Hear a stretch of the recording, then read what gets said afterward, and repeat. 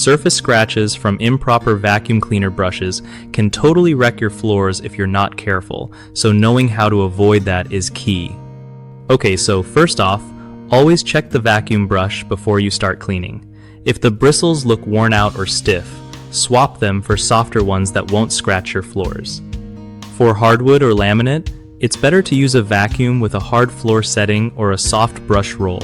Don't just blast your vacuum over delicate surfaces like hardwood or tile without double-checking the brush type.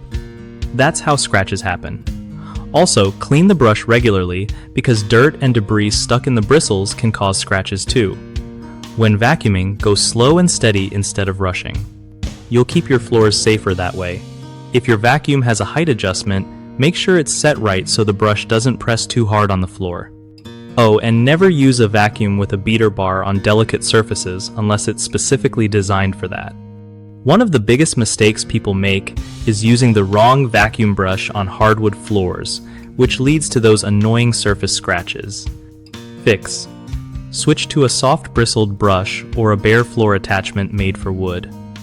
Another common issue is not cleaning the vacuum brush regularly.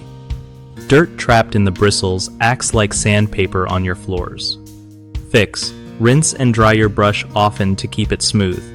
Lastly, many forget to adjust the vacuum height for different floor types, so the brush scrapes against the surface instead of gliding over it. Fix: tweak the height settings to match your floor before vacuuming.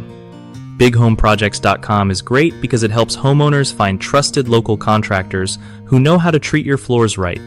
It also helps contractors get work by connecting them with people who need reliable home improvement pros nearby.